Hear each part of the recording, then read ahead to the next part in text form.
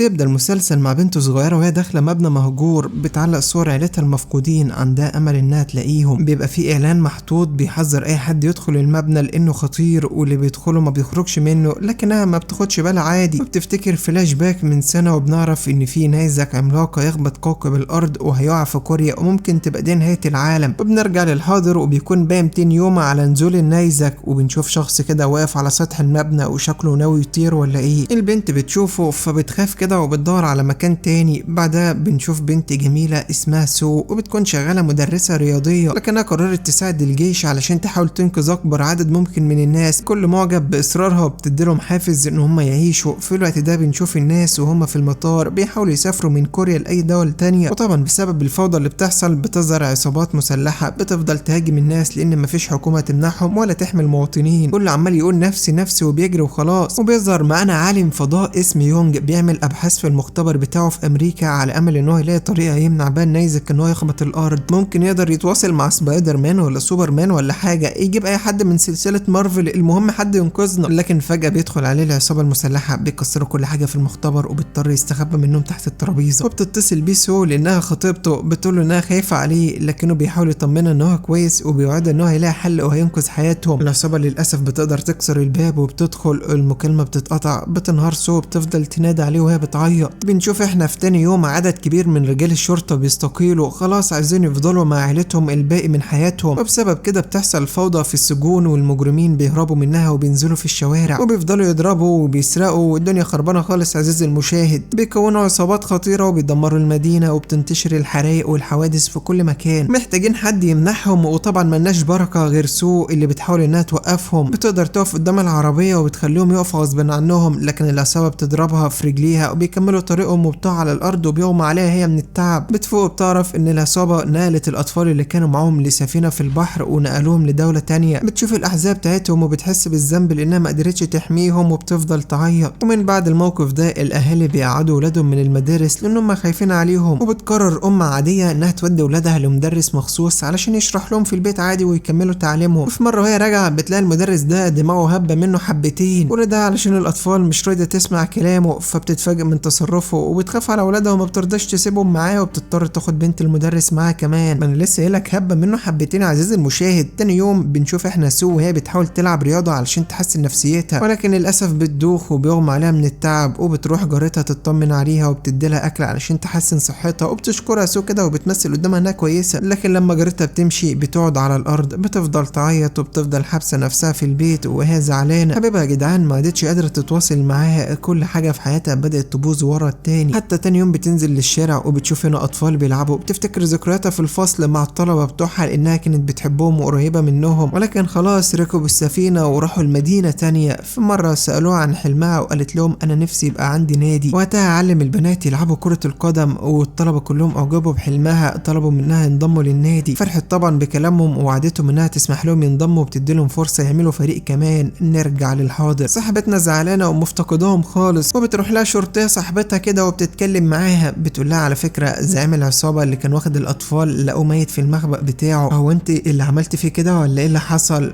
سو بتقول لها لا انا ما عملتش حاجة والله. بتطلب منها صاحبتها تخلي بالها من نفسها. طيب وبالليل بنشوف يونجا خطيبها بيتصل بها علشان يطمن عليها، وبتكون سو فرحانة ان هو كويس. بتقول له انها وحشة ونفسها تشوفه. بيقول لها انت عارفة بقى مشغول بسبب الابحاث وانا الحمد لله يعني عديت منها المرة اللي فاتت، استحملي شوية بس كمان. وبتعرفوا سو ان عندها ماتش كورة بكرة، وتاني يوم بتروح تلعب المباراة عادي علشان تخرج الطاقة السلبية. جيرانها بيروحوا وصحابها علشان يتفرجوا عليها وبيلعبوا كمان معاها، الدنيا بتبقى جميلة، بيقضوا وقت لطيف مع بعض وهم مبسوطين. وفجأة بيجي لصاحبتها الشرطية رسالة من المقر بتاعها وبتضطر تمشي. وبنعرف ان وكالة ناسا فشلت انها تبعد مسار النيزك عن كوكب الارض، وبتقول ان مفيش اي طريق علشان يوقفوه. بتعلن خلاص باقي 100 يوم ويخبط الارض، وبيقع تحديدا في كوريا. الكل بيتفاجئ، الاهالي حتى لما بيسمعوا بيفقدوا الامل. لا ومش بس كده كمان، النت بيتقطع وشبكات الاتصال كلها بتقع، وبيبدأ السكان يدوروا على مكان امن يستخبوا فيه. وبينزل مجموعة منهم لملجأ تحت الارض، لكنهم بيتفاجئوا ان في ناس اصلا تحت شاربة ومش في وعيها خالص، وبيقولوا ان هم عايزين النيزك يقع. وقتها بقى الاكل والشرب هيكفي عدد معين بس من الناس اللي هم الاغنياء اللي زينا. بنشوف احنا بنت المدرس وهي للاسف بتقابل اصحابها، وهنا بيوري لها فيديو كده لوالدها وهو معاها واحدة تانية غير والدتها، وبتتفاجئ وما بتبقاش مصدقة طبعا. ولما بترجع للبيت بيحاول ابوها يتكلم بيتكلم معاها كده بيقول لها يا بنت انا بشتري لك واجيب لك كل اللي انت عاوزاه ومش هرمك من اي حاجه. بتبقى عايزه تواجهه باللي هي عرفته لكنها بتخاف على امها وبتقول له بقول لك ايه 100 يوم ونايزك ينزل يا مسهل الحال. بتسيبه وبتدخل هدوتها. بعدها الجيش بيبدا يخزن وينقل الاكل علشان يستخدموه وده يعني في المستقبل لما النيزك ينزل. لكنهم بيلاقوا ان الطريق واقف وبيعرفوا ان في حادثه وبتنزل الشرطيه علشان تطمن على المدنيين وبتضطر تركبهم معاها في عربيه الاكل بتوصلهم للكنيسه وبيكون منهم يونج لكنه معهوش اوراق تثبت هويته والشرطه بتقبض عليه عشان يحققوا معاه. وبيعرف المحقق ان هو عالم فضاء وكان في امريكا وبيقرر يستغل في مهمه سريه وبيدخلوا اوضه التحقيقات وبيحكي له عن العصابه اللي بتاخد الطلبه وبيعرفوا ان العصابه بتعمل كده لان النيزك بعد ما يقع ناس كتير طبعا هتموت وهيحتاجوا بقى يبنوا عالم جديد فاكيد يعني هيحتاجوا ناس جديده. فانا بعرض عليك تبقى جاسوس عندي علشان نقبض على العصابه وبيضطر يونج يوافق يساعدهم. في نفس الوقت بنشوف سو وهي ماسكه موبايل واحد من العصابه بتحاول تقبض عليهم علشان تنتقم منهم وبتاخد ارقام وصور افراد العصابه علشان تحدد اماكنهم. وفجاه جرس الباب بيرن ولما بتفتح بتتفاجئ بحبيبها بتحضنه وهي فرحانه ومش مصدقه ان يونج رجع اخيرا ولسه عايش. بتروح علشان تعمله الاكل بس بينام على نفسه من التعب يا جدعان. واحد بقاله كام سنه مرهق بيدور على الابحاث بيحاول ينقذ العالم بس طبعا اللي حصل بيصعب عليها وما بترضاش تزعجه وبتغطيه وبتسيبه نايم. لكنها بتشوف اثر ضرب على ظهره وبتعرف ان هو عانى وهو في امريكا. تاني يوم بتنزل من البيت علشان تروح الشغل وبتقابل جارتها وبتعرفها ان يونج رجع. بتفرح وبتقولها انها تروح علشان تزوره لما يصحى. بيظهر بقى معانا جنود الجيش وهم بيزرعوا محاصيل تحت الارض علشان يستفادوا منها لما النيزك يخبط الكوكب. بس المفاجاه ان في فراخ اكلت المحصول وبيقرروا يطبخوهم علشان ياكلوهم احسن. لكن واحد من الجنود بتمنعهم وبتروح تقابل القائد وبتقول له بقول لك ايه الطيور ديت ممكن نستفاد منها ونستفاد من البيض كمان ويتربى ويبقى كتاكيت. ساعتها يبقى عندنا ضعف العدد ونقدر ناكل منهم ونربي كمان الباقي علشان يضمنوا مصدر دائم للاكل. بيعجب بتفكيرها وبيوافق وبيظهر عمدة المدينة وبيعمل مؤتمر صحفي وبيطمن في الاهالي ان هو لقى ملاجئ امنه يستخبوا فيها لكنه ما بيرضاش يقول اماكنهم. فواحده من الصحافه بتتهمه ان هو عامل الملاجئ للناس الاغنياء وهيسيب الفقراء يموتوا. بتوتر العمده من كلامها وما بيعرفش يرد وبسبب كده بيخاف الناس وبيبداوا يدوروا بنفسهم على حلول تانية علشان ينقذوا نفسهم من النيزك. وبتنتشر اعلانات نصب في كل مكان عندي ملجأ يا استاذ ملجأ يا هانم ادفع اللي قدامك واللي وراك وهخليك تعيش. وبيظهر بقى مجموعات بتحاول تخدع الناس وبيكون قائدهم المدرس اللي دماغه هبه منه بيقول لهم ايه انا صنعت جهاز نقدر نستخبى كمان تحت المحيط لو عايزين. الناس بتصدقه وبيبداوا يشتروا الجهاز منه بسعر غالي. لكنه بيظهر مجموعه ناس عاملين طائفه دينيه بيحاولوا يقنعوا الناس ان النيزك وسيله خلاص من السماء. ما تخافوش يا جماعه هنتولد تاني في حياه جديده احسن من اللي احنا فيها. وبيبداوا المجموعتين يتخانقوا مع بعض يا ترى مين فيهم بقى يقدر يقنع الناس. نروح احنا ليونج اللي بيصحى من النوم وبيروح له صاحبه يطمن عليه بيحاول يتكلم معاه كده ويعرف منه ايه اللي حصل معاه في امريكا. بس يونج مش بيقول له اي حاجه ولا بيعرفه الحقيقه وبيغير الموضوع وبيسيبه وبيدخل الحمام. لكن بيحس بالالم ويبيعه على الارض وبيفتكر بقى اللي حصل في امريكا وان هو للاسف اجبروه يرجع تاني بلده بس مش بطريقه لطيفه حبتين يعني. وبالليل سو بترجع للبيت لكنها مش بتلاقي العجله بتاعتها. بتفضل تدور عليها وبتتفاجئ ان في حد كسرها بيكون سايب لها رساله تحذير وعليها صورتها هي ويونج. بتعرف ان حد من العصابه بيهددها علشان ما تحاولش تدور عليهم وبترجع للبيت وهي خايفه لكنها بتمثل انها كويسه قدام يونج عادي علشان هو كمان ما يخافش. بتقول له هدخل اغير هدومي كده وارجع لك لكنها بتطلع المسدس بتاعها وبتخليه معاها علشان تدافع عنهم. وبعدها بتنتشر اخبار رجوع يونج من امريكا لكوريا. الكل بيتفاجئ ويحسوا ان في امل وممكن النيزك ما يخبطش الكوكب وبيبداوا يزرعوا الاراضي علشان يحافظوا على موارد الاكل بتاعتهم. بالليل سو بتروح هي وخطيبها عند صاحبتهم الشرطيه وبتكون عامله حفله بمناسبه رجوعه وعازمه كل اصحابهم بيرحبوا بيه عادي. بيقعدوا ياكلوا مع بعض وبيفتكروا ذكرياتهم وهم اطفال وبيقضوا وقت لطيف وهم مبسوطين. بيطلبوا منهم يتجوزوا قبل النيزك ما يخبط الكوكب. لكن فجاه بيجي رساله لسو على الموبايل بتتغير ملامح وشها بتقول انا عندي مشكله في الشغل وبتاخد مفتاح العربيه وبتمشي وبتوصل لمكان مهجور. وبنعرف ان واحده من الطلبه بتوعها العصابه مسكتها وعايزين يخطفوها علشان الفلوس. فسو بتضطر تديلهم كل اللي معاها حتى الحلق بتاعها علشان بس يسيبوها. بتحضنها علشان تطمنها وبتاخدها معاها وبيمشوا وبتوصلها لبيتها. ووالدتها ولما بتشوفها بتفرح على طول انها كانت قلقانه وبتشكر سول انها رجعتها سليمه. فهي بتسيبهم كده وبترجع هي لاصحابها. بتكون الحفله خلصت لكن صاحبتها بتروح معاهم البيت علشان يكملوا سهرتهم. بيفضلوا يشربوا مع بعض لكنها بتشوف عندها حذاء وبتعرف ان هو بتاع زعيم العصابه وبتشك ان لها علاقه بموته. المهم بتمشي ويونج بيروح يغسل الاطباق لكن بيتعور في صباعه. سو بتخاف عليه وبتروح تحط له لزقه طبيه. بيستغرب من رد فعلها وبيعرف انها شافت اثر الضرب علشان كده مش عايزاه يتألم تاني. بتأثر بحنيتها واهتمامها يا جدعان. تاني يوم بتنزل سو علشان تروح الشغل وبيلاحظ يونج ان العجله بتاعتها مش موجوده. بيسأل بتسألها عنها بتتوتر، ما بترضاش تقوله اللي حصل علشان ما يقلقش عليها، بتكذب وبتقوله انها في الصيانة بس وبتسيبه وبتمشي. بعدها المدرس النصاب بيروح السوبر ماركت وبيحاول يقنع صاحب المحل يشتري من عنده الجهاز اللي يحميه من النيزك. بيشوف يونج داخل كده المحل، بيروح يتكلم معاه وبيقول له هو انت رجعت من امريكا ليه وازاي؟ هو انت تعرف طريقه تخلينا اسافر بره؟ طيب لان كل وسائل المواصلات والسفر واقفه عن العمل بسبب النيزك اللي هيخبط الكوكب. بس صاحبنا ما بيردش عليه اصلا ولا بيعبره. بعدها سو بتخلص شغلها لكنها بتتفاجئ ان العجله بتاعتها اتصلحت وحد بعت لها رساله بيقول انها هديه بسيطه، فبتخاف وبتتصل بالشرطه صاحبتها بتعرفها اللي بيحصل وبتطلب منها المساعده، فبتطمنها وبتقولها انها تحميها وبتقولها ترد على الرسائل وبتحدد معاه ميعاد وهي هتروح معاه علشان تقبض عليه. وبالليل بتتنكر وبتاخد السلاح بتاعها بتروح للمكان اللي اتفقوا عليه وبيكون محطة مترو. بتفضل تراقب سو وبيبدأ الشخص اللي بيهددها يبعت لها رسائل، بيكون شايف كل تحركاتها في الكاميرا لانه في غرفة المراقبة. الشرطية بتستغل الفرصة بقى على طول، بتقدر انها تروح له وبتحط الكلبشات في ايديه وبتاخده علشان تحقق معاه وتعرف منه ليه بيهدد صاحبتها، فبيتخانق معاها وبيحاول يهرب منها وبتوقعه في المية. بيكون عايز يقول لها الحقيقة وان سو هي اللي خلصت على الزعيم، لكن سو ما بتديلوش فرصة. هوب سلك في المية طير انت يا غالي، ما بيقولش اي حاجة. الشرطة بتتفاجئ من اللي حصل لكنها بتلاقي معاه عنوان المخبأ بتاعهم، وبينجحوا ان هم يقبضوا على الحراس وبيحرروا البنات. بعدها الشرطية بتوصل سو للبيت وبتطلب منها تبعد عن الخطر. اتجوزي بقى يونج وعيشي معاه في سلام قبل النيزك ما يخبط الكوكب. سو بتتأثر بكلامها وبتقتنع، بتسيبها وبترجع بيتها. بتلاقي يونج مستنيها وماسك وردة بيقول انها وحشته، بتطلب منها ما تتأخرش تاني وبتتأثر بالحنية وبتفضل تعيط. تاني يوم بتنتشر اخبار اللي حصلت امبارح والحكومة بتطمن الاهالي وان ولادهم قريب خالص هيرجعوا لهم. بيشوف الاخبار 2 عواجيز وبنعرف ان ولادهم سابوهم وسافروا امريكا علشان ينقذوا نفسهم من النيزك اللي هيقع في كوريا. بس بالرغم كده الاب بيبقى قلقان عليهم وحاسس انهم مفتقدهم، وبتحاول مراته تطمنه بتقول له خير اللهم اجعله خير، بص انا حلمت بيهم ويا رب الحلم يتحقق. انا شفت الرئيس وهو بيعتذر للناس بيقول لهم خبر صوت النيزك مش حقيقي، محدش هيموت ولا حاجه. جوزها بيضحك كده على كلامها، بيتريق عليها وبيقول لها ابقى اتغطي كويس وانت نايمه علشان ما يجيلكيش برد. نروح لصاحبه سو اللي بتحضر اجتماع مع قائده الجيش وبتعرف انهم عاوزين يفصلوا عدد منهم من الخدمه لان الاكل قرب ينتهي. واحد من الجنود بيتعصب من كلامها، بيتخانق معاه وبيهددوا القائد كده بالمسدس، لكن الجندي ما بيخافش بيقول له انا كده كده هموت من النيزك. فبيقرروا انهم ينهوا الاجتماع، وبعدها بتروح الشرطيه علشان تنقل الاكل للمخازن وبتقف في استراحه كده علشان تدخل الحمام. بتسمع صوت قطه جنبها وبتخبط عليها لكن محدش بيرد، وبتفتكر انها بتتخيل وبتستعد علشان تمشي، لكن فجاه الباب بيتفتح. بتشوف بنت قاعده ومعاها القطه بتاعتها وبتكون متوتره خايفه وباين عليها البهدله، وبتعرف انها كانت مع العصابه بس هربت منهم. بتطمنها وبتاخدها معاها وبتوديها لسو، بتطلب منها تعتني بقى لحد لما تعرف مكان عيلتها. سو بتبدا تتكلم معاها علشان تفهم اللي حصل لها، بس هي بتشوف وبتفهم كل حاجه لوحدها. بترفض انها تسيبها في المستشفى وبتاخدها معاها للبيت وبتدخلها الشقه اللي جنبها علشان تقعد فيها. بتعرفها على يونج وبتقول لها لو احتجت اي حاجه في اي وقت رن عليها الجرس. بتتاثر البنت بطيبتها وبتطمن لهم وبتشكرهم. بعدها يونج بيروح للكنيسه علشان يقابل صاحب ليه بيبقى راهب متدرب، وهناك بيشوف عالم زميله رايح يعترف علشان يكفر عن خطاياه. العالم بيتفاجئ لما بيشوفه، بيطلب يتكلم معاه، بيعتذر له عن اللي عمله، وبنعرف ان هو سرق فلوس الابحاث من المختبر ولفق التهمه ليه هو، وبسببه يونج اتسجن ظلم. وبيقول له ان هو ندمان وحاسس بالذنب وعايزك تسامحني، انا اقدر اساعدك على فكره ان انت تلاقي مكان امن تستخبى فيه، والمكان ده هيبقى فيه كمان العمده وراهب الكنيسه. يونج بيتفاجئ من الكلام وبيروح يتكلم مع صاحبه، بيقول له هو الراهب اللي كان هنا فعلا سابكم وهرب؟ صاحبه بيقول له ده مستحيل، ده هو اللي ربانا، عمره ما هيسيبنا ويهرب في وقت شبه ده هو اللي بيزرع فينا الامل، اكيد مش هتخلى عننا في وقت شبه ده يعني. لكن يونج مش مصدقه خالص، وبيرجع للبيت وبيلاقي سو فرحانه. بيقول لها ليه يعني؟ بتقول اصل البنت اللي انقذتها حالتها بقت احسن. وتاني يوم جارتها بتخرج من البيت علشان تشم شويه هوا، بتشوف الراهبه معاها شنط وبتروح تساعدها. وبنشوف برضو جنود الجيش وهم بيتدربوا، بس في 2 منهم بيتخانقوا مع بعض وبتحاول الشرطه توقفهم، فبتزهق منهم وبتقرر تعاقبهم هما الاتنين. وفي الوقت ده بيكون اهالي المدينه عاملين مظاهره بيطلبوا فيها الحكومه انها تنقذهم، خلونا نسافر لاي مكان امن، خلونا نستخبى من النيزك. وبيضطر صاحب يونج يعمل مؤتمر علشان يهدي المواطنين، وده بما انه راهب ومش عايز حد يتاذى، وبيحضر عدد كبير من الناس. وبيبدا صاحب يونج يتكلم معاهم وبيحاول يطمنهم، لكن فجاه الميكروفون بيتعطل وبيشتغل تسجيل صوت لحد بيتكلم بيقول لهم انا راهب الكنيسه، خدت فلوس التبرعات بتاعتكم وهربت بيها، وان هو اشترى بها ذهب علشان يسافر لمكان امن ويستفيد منه. بصوا من الاخر مفيش اي حد هينقذكم لانكم فقراء. الاهالي كلهم بيتفاجئوا من اللي سمعوه، بيتعصبوا وبيهجموا على عمال الكنيسه. فصاحب يونج بيضطر يقفل الكهرباء، بيقول لهم اللي سمعتوه ده كل كذب، لكنهم مش بيصدقوه وكانوا عايزين يضربوه. بيجري يونج وبيقف قدامه علشان يحميه، ولحسن الحظ بتوصل الشرطيه والفريق بتاعها وبيسيطروا على المكان، لكن الاهالي بيقرروا يروحوا للكنيسه عايزين يدوروا على الراهب وياخدوا فلوس التبرعات بتاعتهم. وبيخاف صاحب يونج من رد فعلهم وبيروح وراهم، بيحاول ان هو يوقفهم، لكنه لما بيوصل بيتفاجئ ان في حريقه في الكنيسه، وبيتصل بالمطاف وبينجحوا ان هم يسيطروا عليها وبيبداوا يحققوا يعرفوا سبب الحريقه. بيضطروا يدخلوا اوضه التبرعات، لكنهم بيتفاجئوا ان الخزنه مفتوحه وكل الفلوس والذهب اللي فيها مش موجودين. بيعرفوا على طول ان الراهب هو اللي سرقهم. بيغمى على صاحب يونج من الصدمه لانه كان بيعتبره الراهب المثالي ليه، كان بيفتكره قدوته بس ما طلعش يسوى جزمته. ولما بيفوق مش مصدق اللي حصل، بيفتكر اول مره دخل فيها الكنيسه. كان دايما بيكلمه عن الخير والمساواه وان هو لازم ما يفكرش في الدنيا لانها مش دايمه ويساعد الناس على قد ما يقدر. وبتوصل هنا الشرطيه وبتحاول تعرف مين اللي شغل التسجيل، وبتطلب من الراهبه زميلتها تسلم لها موبايلها، لكنها بترفض تديهولها وبتتوتر. بتضطر تعترف ان هي اللي عملت كده لانها كانت عارفه حقيقه الراهب وكانت عايزه تفضحه وتعرف الناس حقيقته. صاحب يونج طبعا بيتفاجئ من الكلام، مش مصدق لانه كان مخدوع فيه وعايش في وهم طول الفتره اللي فاتت. وبيضطر يقعد مع مجموعه من الاهالي علشان يشوفوا حل في فلوس التبرعات اللي اتسرقت، وبيقول لهم ان الحريق سببه ماس كهربائي، وبيتفقوا يتعاونوا علشان يجددوا الكنيسه لانها المكان الوحيد اللي الناس بتصلي فيه. وبيكون النصاب معاهم لكنه بيرفض يساعدهم، ولما بيرجع للبيت بيتخانق مع مراته وبيلومها لانه عرف انها اتبرعت من وراه، وفي الاخر الراهب سرق الفلوس وهرب. ده اخر تفكيرك واللي يمشي وراكي. تاني يوم بترجع الشرطه للمقر بتاعها، بتشوف التاريخ وبيكون بقى اقل من 100 يوم والنيزك يخبط الكوكب، لكنها بتتفاجئ ان بيض الفراخ فقس وطلع كتاكيت. بتفرح وبتحس ان لسه في امل ان هم يعيشوا، وبتاخدهم علشان يتعرضوا لاشعه الشمس. وبتعاقب الجندي اللي اتخانق ان هو يفضل واقف قدام الفراخ علشان يحرسها، بيبقى حاسس بالاحراج شويه لانها مهمه تافهه. بعدها اهالي المدينه بيروحوا علشان يجددوا ويعملوا اصلاحات للكنيسه. الراهبه بتحس بالذنب من اللي عملته وبتروح تساعدهم هي كمان، وبتعاونوا كلهم وبيبقوا ايد واحده. بينسوا كل حاجه ان العالم هينتهي. وبالليل الجو بيمطر وبيفضل صاحب يونج يصلي ويدعي ان هو يتم انقاذهم ويعيشوا في سلام. في نفس الوقت بتروح سول لمحل جارتها، بيفضلوا يشربوا مع بعض وبتفتكر اليوم اللي مات فيه زعيم العصابه، وساعتها كانت رايحه اصلا علشان تخلص عليه، لكنها لما وصلت اتفاجئت ان هو ميت. وبتقول لها جارتها انا عارفه انك انت اللي عملت كده، بس طبعا مش هترد عليها لان محدش هيصدق مهما قالت. تاني يوم بتصحى سو وهي مش فاكره اللي قالته امبارح، بتفضل تجري وتعمل تمارين، بتسلم على جارتها كأن مفيش حاجه حصلت. وبتدخل البيت وبتشوف رساله على كمبيوتر يونج من امريكا بيطلبوا منه يرجع تاني المختبر ويكمل ابحاثه. ولما يونج بيصحى سو مش بتعرفه اي حاجه، بيروح يوصلها للشغل، لكنها بتقول له على فكره انا قريت بقى الرساله، لو عايز تسافر انا مش هقف قدامك. بيتفاجئ من كلامها وبيحاول يفهمها ان هو مستحيل يسيبها ويسافر. بتقول له لا نزلني من العربيه خلاص، وبتسيبه. وبعدها صاحب يونج بيروح يتكلم مع الراهبه وبيسالها امتى اخر مره شافت فيها راهب الكنيسه. بتفرح ان هو رجع يتكلم معاها تاني بعد اللي عملته. بتقول له ان اخر مره شافته كان بيصلي، كان بيطلب من ربنا يغفر له، ومن بعدها اختفى ومعرفتش مكانه. بيستغرب من كلامها وبيحس ان في سر ولازم يعرفه. بيسيبها وبيروح يقابل يونج وبيعرف منه ان هو عاوز يرجع امريكا. بيقول له انا عايز اكمل الابحاث بتاعتي لان عندي امل انقذ البشريه، بس انا خايف افشل، وقتها كل اللي بعمله هيروح على الفاضي، حتى ما عرفتش استمتع بالعمر اللي باقي علشان خاطر اعيشه مع الناس اللي بحبهم. صاحبه طبعا بيتاثر بكلامه وبيحاول يخفف عنه. بعدها تلاميذ سو بيروحوا كده يقابلوا البنت اللي ساكنه جنبهم، بتفرح بيهم وبتدخلهم الشقه وبيفضلوا يلعبوا مع القطه بتاعتها، وبيشوفوا صوره عيلتها متعلقه على الحيطه. بيستغربوا انها شايله وش ابوها من الصوره كانها مش عايزه تفتكره، لكنهم بيعرفوا اخوها الصغير ده لانه كان معاهم في المدرسه ومعروف عنه ان هو موهوب في العزف ودايما بيطلع الاول، وبيسالوها عنه. بتتوتر وبتقول لهم ما تعرفش هو فين، بس هو كويس يعني وعايش في امان مع اهلي. وبتفتكر فلاش باك وبنعرف انها هربت من البيت لان هم كانوا بيخلوها تعزف وهي ما كانتش حابه تعمل كده. وبالليل بيرن الموبايل بتاعها، بترد وبتسمع صوت اخوها بيقول لها الحقيني. طبعا بتحس بالذنب لانها هربت وسابته لوحده، وبتقعد على الارض وبتفضل تعيط لانها حاسه بالعجز. سو بتروح لها وبتحضنها علشان تطمنها، بتحاول تهديها لكنها بتقول لها لا انا عايزاك تنقذ اخويا. فسو طبعا بتفاجئ من الكلام، بتقول لها احكي له كل حاجه، وبتعرف منها ان في مجموعه من الاطفال محتجزين في مكان. فعلى طول بتاخد بعضها وبتروح لصاحبتها الشرطيه، بتقول لها اللي عرفته وبتطلب منها تحقق في الموضوع. بتكون رافضه في الاول لان ما عندهمش دليل، لكن سو بتقول لها على المكان اللي فيه الاطفال وبتقرر تتاكد بنفسها. في نفس الوقت التلاميذ بتوعها بيقرروا ينقذوا زميلهم وبيروحوا مع اخته للمكان اللي هو فيه علشان يهربوه، وبيكون في حارس ماشي وراهم علشان يراقبهم ويمنعهم ان هم يهربوا، وبيضطروا يمثلوا قدام ان هم مبسوطين وعايزين يفضلوا في المكان. بيبدا زميلهم يعزف وبيروح الحارس ينادي للمديره وبيكون مطمن لانه سامع صوت العزف، بس الصدمه لما بيرجع بيكتشف ان هم كانوا مشغلين صوت العزف على الموبايل وحاطينه جنب الميكروفون مش اكتر. المديره بتتعصب وبتقول له يدور عليهم. في الوقت ده بتكون سو نجحت انها تدخل المكان من الباب الخلفي، وبتشوف بقى الاطفال وهم عمالين يعزفوا، وبتتفاجئ ان المديره هي اللي قالت لهم يعملوا كده. فبتتصل بالشرطيه صاحبتها وبتعرفها كل حاجه، وفعلا الشرطه بتوصل ومع الفريق وبيوصلوا لهم وبينجحوا في المهمه بتاعتهم، وبيقدروا ان هم يخرجوهم من المكان وبيركبوهم العربيه بياخدوهم معاهم علشان يرجعوهم لاهاليهم. بيوصلوا للمستشفى علشان يعملوا لهم فحوصات ويطمنوا عليهم، لكن المفوض العام بيكون عايز يقبض على سول انها اقتحمت البيت من غير اذن. فصاحبتها الشرطيه بتقول له ان هي المسؤوله عن اللي حصل، وبياخدها المفوض العام علشان يحقق معاها. وبتلاحظ سو كده ان يونج مش على طبيعته، بتساله ماله لكنه ما بيرضاش يقولها وبيفتكر اللي حصل معاه. وبنعرف ان الحارس شافه وكان عايز يموته، لكن جندي من فريق الشرطه انقذه في الوقت المناسب وخلص على الحارس، واضطر يونج يخبي الموضوع كل ده علشان يحمي الجندي من المحاكمه. بعدها جنرال الجيش بدا يحقق مع الشرطيه، بيسالها ليه اقتحمت المكان من نفسها وما خدتش اذن منه. بتقول له ما كانش فيه وقت، وكان اهم حاجه بالنسبه لي انقذ كل اللي كان موجود هناك. وطبعا لانهم عرفوا للاسف وكانوا ممكن ينقلوهم لمكان تاني، وبيقرر القائد بتاعها يوقفها عن العمل لحد لما التحقيقات تنتهي، لكنها مش بتهتم، شايفه انها عملت الصح. وبعدها المدرس النصاب بيروح يقابل المديره، بيقول لها ان هو مستعد يجيب لها اطفال في المقابل تسافرين المكان تاني استخبى فيه. لما النيزك يخبط الكوكب بتوافق بشرط الاطفال يكونوا جايين برضاهم واهلهم موافقين، وفعلا بيعمل كده. وبتتكلم المديره مع الاهالي بتقول لهم انا هساعدكم تسافروا دول تانية بشرط تنفذوا اوامري. بيفرحوا وبيوافقوا. وفي الوقت ده في المستشفى بنشوف الدكاتره كانوا بيحاولوا ينقذوا الحارس اللي الجند ضربه، لكن الاصابه بتبقى خطيره وللاسف على طول بيموت. وبتروح سو تتكلم مع البنت اللي انقذتها، وبتعرف ان اخوها شاف راهب الكنيسه بيتكلم مع المديره، وده معناه ان هو لسه عايش. طبعا بتتفاجئ من الكلام وبتبدا تدور في الموضوع. بتعرف عناوين الاماكن اللي المديره بتروح لها وبتصورها، وبتكون عايزه تبعت اللي وصلته ليونج، بس بتتردد لانها مش عايزه تعرضه للخطر تاني، وبتقرر تروح لوحدها. ولما بترجع للبيت بتلاقيه مستنيها بيحضنها وبيقول لها انا جنبك ومش هسيبك. بتتاثر بكلامه وبتشكره. تاني يوم بيحاول المدرس النصاب يقنع مراته، بيقول لهم احنا هنروح كده عند المديره وبصوا انت هتكونوا في امان هناك. وبيستغربوا ان هم بيعملهم كويس لان هم ما يعرفوش ان المديره طلبت منه. وبقى بيبدا ينظف في البيت وبيطبخ لهم بنفسه كل ده علشان يوافقوا ويروح برضاهم. بعدها يونج بيروح للمختبر القديم بتاعه، وهناك بيقابل استاذه وبيطلب منه يكمل ابحاثه علشان دي الطريقه الوحيده اللي يقدر يسافر بيها امريكا. نروح بينا للشرطيه اللي بترجع للمقر بتاعها وبتشوف الجندي اللي اضطر يضرب نار على الحارس. بتلاحظ ان هو مش على طبيعته بسبب اللي حصل. بتحاول تخفف عنه وبتقول له انت عملت اللي عليك وانقذت مدني، لازم تبقى فخور بنفسك. بيفرح بكلامها وبيشكرها وبيرجع شويه من الثقه اللي عنده. وبنشوف صاحب يونج وهو في الكنيسه وبيلاحظ ان في باب سري اول مره ياخد باله منه، ولما بيدخل بيعرف ان هو بيوصل للجراج. بيروح يراجع كاميرات المراقبه وبيشوف الراهب في اليوم اللي اختفى فيه، وبيكون مع المديره وبيستنتج انها كده عارفه مكانه. وبالليل سو بتتجمع مع جيرانها واهالي المدينه وبياكلوا وبيتصوروا مع بعض علشان تبقى الذكرى لاي حد يفضل عايش منهم. طبعا ما بيقدروش يمسكوا نفسهم من العياط، وده لان باقي 50 يوم والنيزك يخبط الكوكب، مش عارفين مين هيموت ومين هيفضل عايش. تاني يوم بتروح سو تقابل الشرطيه وبتاخد منها سلاح علشان تدافع بيه عن نفسها، وبتكون صاحبتها خايفه عليها وبتسالها ليه بتعمل كل ده. سو بتقول لها انا حاسه ان الراهب يعرف طريقه تنقذنا كلنا من الموت ولازم الاقيه واعرف منه الحقيقه. وبتوعدها انها ترجع لها. بتعيط صاحبتها لانها خايفه ما ترجعش. بتصمم تخليها تلبس درع واقي من الرصاص علشان يحميها. سو بعدها بتركب العربيه وبتروح للمكان اللي شاكه انها هتلاقي الراهب فيه، لكن بيوقفها كمان في الطريق وبتتوتر. بتخاف يمنعوها، لكنها بتتفاجئ ان يونج طلع راكب معاها، وبتعرف ان هو شغال مع الشرطه في السر. وبيقول ان هو مستحيل يسيبها لوحدها. بيسوق بيها العربيه وبيروح للعنوان اللي عرفته، وبيفضلوا ماشيين في الطريق مقطوع وسط الغابه، وكل شويه يقفوا بسبب ان حيوان بيظهر قدامهم. الشرطيه بتبقى قلقانه عليها وما بتقدرش انها تسيبها لوحدها، وبتجمع الفريق بتاعها علشان تروح وراها وتحميها لو احتاجتها. صحابنا بيقدروا ان هم يوصلوا للمكان اللي هم عاوزينه، لكن بيلاقوا هناك حراسه مشدده وبيسالوهم عايزين مين. يونج بيضطر يقولوا الحقيقه وان هو بيدور على الراهب. بيستغربوا ان هم سمح لهم يعدوا كده، وبيعرف ان هم ماشيين في الطريق الصح. ولما بيوصلوا بيتفاجئوا ان الراهب لسه عايش وبيرحب بيهم. بيطلب منهم يقعدوا كده وبيقول لهم كل حاجه. بيسالهم اذا كانوا عايزين يعترفوا بحاجه عملوها وحاسين بالذنب. سو بتفتكر افراد العصابه اللي ماتوا وبتحكي له بقى اللي عملته. وبيتفاجئ يونج من كلامها، بيحس بالذنب ان هو ما كانش جنبها واضطر تمر بكل ده لوحدها. الراهب بيعترف لها ان هو استخدم فلوس التبرعات والدهب ودفعها لجنود مرتزقه من امريكا علشان يساعدوه يهرب ويستخبى في مكان امن، وبيوعدهم ان هو يعمل كل اللي يقدر عليه علشان ينقذهم هم كمان. وبيتفاجئوا بكلامه وبيضطروا يسيبوه كده وبيمشي. بيرجعوا الكنيسه وبيحكوا اللي عرفوه لصاحب يونج. بيبقوا محتارين ومش عارفين اذا كان الراهب بيضحك عليهم وهو طيب ولا بيقول الحقيقه. بتكون ام الشرطيه هناك وبتطلب تتكلم مع سو. بتقول لها انا قلقانه على بنتي لانها اتغيرت بعد الحادثه اللي حصلت لها. وهي ايه الحادثه؟ اقول لك عزيزي المشاهد، بنرجع فلاش باك من سنه وبنعرف ان الشرطيه كانت في مهمه مع الفريق بتاعها، مطلوب منهم يامنوا الحدود ويمنعوا اي حد يعدي منها، لكن واحد من الجيش خانه ومقرر يهرب علشان ينقذ نفسه من النيزك. وللاسف بسبب كده مات عدد كبير من رجالتها قدام عينيها، ومن ساعتها وهي حاسه بالذنب. وبعدها بنشوف بنت المدرس بتقابل شخص غريب بتشتري منه حاجه كده وبيحذرها تاذي نفسها بيها، لكنها ما بتهتمش بكلامه، وبترجع للبيت وبتكون عارفه ان المدرس بيخون والدتها، وعرفت كمان ان هو عاوز يسلمهم للمديره علشان يهرب وينقذ نفسه، وبتهدده انها تضربه لكن قلبها مش بيطوعها وما بتقدرش تعمل كده، فبترمي اللي في ايديها وبتجري بسرعه ومش عارفه هتروح فين، وبتضطر تقابل سو بتحكي لها اللي حصل، بتتاثر باللي سمعته وبتقول لها ما تفكريش غير في نفسك، وبتخليها توعدها ما تعملش كده تاني وتحاول تعافر في الحياه. طبعا بتنهار من كلامها وبتفضل تعيط، وبيكون يونج واقف وراها وبيسمع كلامها، بتاثر بحنيتها وبيعرف انها لسه طيبه زي ما هي وبتحب تساعد الناس. في الوقت ده بنشوف المديره وهي بتتكلم مع الاهالي اللي جمعتهم، بتوعدهم انها تنقذ حياتهم وتخليهم يهربوا من المدينه، بيفرحوا بكلامها وبيفضلوا يهتفوا باسمها، لكن هدفها الحقيقي بيكون اطفالهم، وبتطلب من المساعد بتاعها يجيب البنت واخوها اللي هربوا لان هم موهوبين في العزف ومستحيل تلاقي زيهم، وبيضطر يسمع كلامها، لكنهم بيكونوا في المستشفى، وبتعرف البنت ان اخوها عنده مرض خطير ومحتاج عمليه، وبيفضل يتألم، وبتحاول الدكتوره انها تخفف عنه على قد ما تقدر. وبالليل الشرطيه بتطلب من فريقها يروحوا للمطار الدولي، وبتخليهم يقدموا للحراس اللي شغالين هناك اكل علشان يعرفوا اللي بيحصل، وبيتفاجئوا ان المسؤولين والناس الاغنياء هيهربوا لوحدهم، وده معناه ان الناس الفقراء هيتسابوا هنا للنيزك، وبتقرر تتعاون هي وسو علشان يلاقوا طريقه يساعدوا بيها كل الناس، وبيتفقوا على خطه مع بعض. وبترجع سو للبيت وبتطلب من يونج يسافر امريكا وينقذ نفسه، لكنه ما بيكونش عايز يمشي ويسيبها، بيطلب منها تروح معاه لكنها بتعيط وبتقول له انها مش هتقدر تمشي قبل ما تنتقم لطلابها، انا لازم انقذ كل الاطفال واحميهم من النيزك، وبتعترف له انها خلصت على 2 من العصابه علشان تدافع عنهم، مستعد اعمل اكتر من كده علشان اسامح نفسي اهم حاجه. وبتطلب منه ياخد التلاميذ بتوعها ويوصلهم لمكان امن، بيعيط طبعا لانها عايزه تضحي بنفسها علشانهم، بس هي بتحضنه وبتقول له ان دي امنيتي الاخيره وبتترجاه يحققها، وانها واثقه ان هو يقدر ياخد باله منهم ويعتني بيهم، وبيفضلوا طول الليل حاضنين بعض. تاني يوم بينزلوا علشان يقابلوا الشرطيه وينفذوا معاه الخطه بتاعه الهروب، لكنهم بيتفاجئوا ان الشرطه مستنياهم، بيقبضوا على سو بتهمه قتل افراد العصابه، وبيحذروا يونج من اللي عايزين يعملوه، وبيتفاجئ من اللي حصل وما بيكونش عارف يعمل ايه، وبيروح الكنيسه وبيتصل بالشرطيه وبيقول لها اللي حصل مع سو. بتستنتج الشرطيه ان الناس الاغنياء ناويين يهربوا من البلد النهارده ومش عايزين حد يمنعهم، علشان كده خدوا سو رهينه، فبتستعد هي وفريقها علشان يحاولوا يوقفوهم، وبيقرر يونج يروح للراهب وبيقول ان هو مش هيسافر من غير سو، وبيطلب منه يحررها، فبيأمر رجالته ان هم يسيبوها لانه محتاج يونج في العالم الجديد اللي هيبنيه بعد سقوط النيزك، وبياخده وبيروح للكنيسه علشان يصلي المره اخيره، وهناك سو بتبقى مستنياه وبتقول له انا عايز اعترف، وبتقفل الباب عليه وبتحكي له الخطه اللي اتفقت عليها مع الشرطه. في الوقت ده الشرطه بتبدا تنفذ خطتها، وبتقف هي والاهالي على الطريق اللي بيوصل للمطار علشان يوقفوهم، وبيحاولوا الحراس يخوفوهم وبيضربوا نار في الجو، لكن كده مش فارق لهم، هي خربانه. وبتوصل الطياره اللي هتاخد الناس الاغنياء لامريكا، وبتهبط في المطار وبيركب فيها المديره وكل اللي معاها. نرجع لسو اللي بتقرر تسيب الراهب يخرج من الكنيسه، بيركب عربيته وبيجري علشان يلحق الطياره، لكنه لما بيوصل بتكون اتحركت من غيره، طبعا بينهار بيقع على الارض وبيفضل يعيط لان كل اللي عمله ضاع ومش هيعرف يسافر ومصيره هيبقى شبه الناس العاديه. بنشوف جارة سو وهي في المستشفى مع اخوها وبتكون قلقانه عليه، لكن بعدها بنشوف خبر في التلفزيون وبنعرف ان الطياره عملت حادثه بسبب الاحوال الجويه ووقعت في المحيط وكل اللي فيها اتكل على الله. وبالرغم من كده بتاثر اهالي الناس الاغنياء مع ان ولادهم اتخلوا عنهم وسابوهم، لكنهم بيزعلوا عليهم، وخلاص للاسف اتبقى اقل من شهر على سقوط النيزك، وبيبدا الناس يفقدوا الامل ان حد ينقذهم وبيستسلموا لقدرهم، وبيفضل كل واحد يعمل الحاجه اللي نفسه فيها، وبيتجمع الاهالي كل يوم وبياكلوا مع بعض علشان يطمنوا. وبيقرر صاحب يونج يستقيل من منصب راهب الكنيسه بعد ما عرف حقيقه الراهب اللي كان بيعتبره مثله الاعلى، وبيعرف انه مش شرط يبقى راهب علشان يساعد الناس، وانه ممكن يساعدهم وهو شخص عادي. بيجي عيد راس السنه وبيتجمع الاطفال علشان يحتفلوا بيه، وبيتمنوا ان هم يعيشوا ويكبروا علشان كل واحد يحقق حلمه. وبيروح 2 من الاهالي عند المحيط بيودعوا اولادهم اللي اتخلى عنهم وحاولوا يهربوا في الطياره، وبنشوف راهب الكنيسه وبنعرف ان هو بقى مشلول بعد ما عرف اللي حصل، واللي فضل يعتني بيه كان صاحب يونج وياخد باله منه. شفت الله عليك طيب يا جدعان. وبعدها الشرطه بتطلب من فريق ان هم يحاولوا يطلعوا الناس اللي وقعت من الطياره علشان يدفنوهم، وبينجحوا ان هم يخرجوا عدد كبير منهم، وبتروح علشان تتفرج على سو فريقها وهم بيلعبوا كوره لان هم قرروا يعملوا الحاجه اللي بيحبوها لحد اخر لحظه في حياتهم. وبالليل بتسهر مع يونج وصاحبه وبيفتكروا ذكرياتهم كلهم مع بعض، وبيكونوا مطمنين ان هم يفضلوا مع بعض حتى وقت موتهم. بيتمشوا تحت التلج وبيقضوا وقت لطيف علشان يخففوا عن نفسهم، بيحسنوا نفسيتهم، وبتكون سو حاسه بالذنب لان يونج مرضاش يسافر بسببها، لكنه بيحضنها بيقول لها انا اخترت اموت معاكي ولا ان اعيش من غيرك، وبيعترف لها ان هو يفضل يحبها حتى بعد ما يموت. تاني يوم بيقدم لها خاتم وبيطلب ايدها للجواز، بيقول لها ان ده اخر حلم ليه قبل ما اموت، وبتتاثر بكلامه وبتوافق وبيلبسوا بعض الخواتم. بيمضوا على وثيقه الجواز وبيروحوا يقابلوا اصحابهم، بيتفاجئوا لما بيعرفوا ان هم هيتزوجوا، طبعا بيحضنوهم وبيحتفلوا بيهم. وبنشوف جارة سو وهي بتعتني باخوها لكنه بيكون مريض وحرارته مرتفعه مش عارفه هتعمل ايه، ما عادش معاها علاج، وبتنزل تدور عليه وبتقابل جندي من الجيش وبيعترف لها بمشاعره وبيقول لها ان هو معجب بيها وبيوعد ان هو يلاقي لها العلاج اللي عايزاه. بنشوف احنا كمان ام الشرطه الشرطيه وهي بتروح لها المقر بتاعها وبتطلب تتكلم معاها، وبتكون العلاقه بينهم متوتره. بتطلب الام منها تسامحها، وده لان الام كانت بتعامل اخوها يعني احسن منها بشويتين يعني، فده السبب اللي خلى الشرطيه تدخل الجيش. وبتتاثر الام بكلامها، بتعيط وبتعتذر لها، بتقول لها انا فعلا غلطت في حقك كتير، عايزه اقضي معاكي اخر ايامي. بس بنتها بتسيبها، وبتعرف سن جارتها العجوزه تايهه، وبتفضل تدور عليها لحد لما بتلاقيها، وبتكون قاعده لوحدها وحاسه بالبرد. بتغطيها وبتضطر تشيلها على ظهرها علشان ترجعها للبيت. بعد اهالي المدينه بيتجمعوا في الكنيسه وبيعملوا جنازه لكل الناس اللي ماتت، بس فجاه العصابه بتدخل عليهم. بيحاول يونج واصحابه ان هم يوقفوهم، لكنهم بيضربوهم بالاسلحه اللي معاهم. وبتوصل الشرطيه وبتتخانق معاهم وبتكسر عظم وشهم، وبتكون هي الوحيده اللي بتعرف تقاتل. وسو هنا بتفتكر اللي حصل مع الطلاب بتوعها هي كمان، وبترفض انها ده يتكرر تاني. بتمسك المسدس بتاعها وبتكون عايزه تخوفهم، لكن الاهالي بيتعاونوا مع بعض وبيتخانقوا مع العصابه وبيقبضوا عليهم. ويونج هنا بيروح لسو علشان يهديها، بيخليها تنزل المسدس لكنها بتنهار. بتعيط لانها ما بتقدرش تتحكم في نفسها، بيحضنها علشان يطمنها. وبتمر الايام وبيتبقى اسبوع على سقوط النيزك، وبيبدا الاهالي يقربوا من بعض اكتر، وبيكونوا مطمنين وعايشين حياه هاديه ولطيفه. بيتجمعوا في الكنيسه كعادتهم وبيفضلوا يصلوا ويدعوا. وفجاه بيدخل عليهم الراهب، وبيتفاجئ الكل لما بيشوفوه لان هم فاكرينه مشلول، بس هو اتعالج ورجع لطبيعته وعايز يكفر عن خطاياه. وبيتاثر ان هم سامحوه وبيطلبوا منه يستريح، بيحس بالذنب ان هو كان سايبهم وهيهرب. تاني يوم بتطلع المذيعه في التلفزيون وبتقول ده اخر يوم ليا في البرنامج. بتودع الاهالي وبتقول لهم ياخدوا بالهم من نفسهم. الشرطيه كمان بتقرر تستقيل من منصبها، وبتقول للمساعده بتاعتها تاخد مكانها، وبتودعها وبتسيبها وبتمشي. بتروح تزور سو وبتطمن عليها، بتحضنها وبتشكرها انها فضلت صاحبتها طول السنين اللي فاتت. وبعدها بتروح تقابل والدتها كمان وبتقول لها انا سبت الجيش وبقيت مدنيه. بتحضنها امها وبتقول لها انا فخوره بيكي. الشرطيه بتعيط ولاول مره بتحس بالحنان وبتقرر تسامحها. تاني يوم سو بتروح للمينا وبتشوف العصابه وهم لسه مستمرين في اللي بيعملوه، فبتعرف انها لازم توقفهم علشان تضمن ان هم ما يبقوش موجودين في العالم الجديد. وقتها الناس هتعيش في سلام. وبتروح تقابل الجده العجوزه وبتقول لها انا كان نفسي اعيش في سلام واعلم الطلبه بتوعي كويس، لكن الدنيا مش بتمشي زي ما الانسان عايز. وبتودعها كانها اخر مره هتشوفها فيها. وبتروح تقابل التلاميذ بتوعها، لكن بنت النصاب بتقول لهم انا ما عدتش للاسف، عايزه اعافر خلاص، اللي يحصل يحصل بقى. وسو بتتاثر بكلامها وبتطمنها، بتقول لها انا هخليكي تعيش في امان، وبتطلب منها تكبر وتحقق احلامها. بتسيبها وبتمشي وبتتخيل الطلاب بتوعها والاشخاص اللي بتحبهم، وبتفتكر ذكرياتهم معاهم، اللحظات الحلوه اللي عاشوها. وبتودعها وبتقول لهم انها بتحبهم. وبتروح لمقر العصابه، وهناك بقى بتبدا تضرب فيهم واحد ورا التاني ومحدش بيقدر عليها. اتحولت لوحش فتاك محدش قادر يقف قصاده. ورغم كده عارفه انها مش هتخرج من المكان ده تاني. وبتتخيل يونج قدامها بتتمنى ان هو يفضل عايش. بتضحك وبتقول له انها بتحبه. وبكده بينتهي المسلسل اللي احنا كلنا عزيزي المشاهد مستنيين نهايته، واحنا لسه ما نعرفش نهايته. فما تقوليش ان انت مستني الجزء التاني لان ملوش جزء تاني، بس اوعدك لو ليه جزء تاني فكده هقول لك اللي حصل على السريع كده يعني في شورتس، لان اكيد مش هلخص الكلام ده تاني. انا زهقت. احلى مسا عليك. سلام.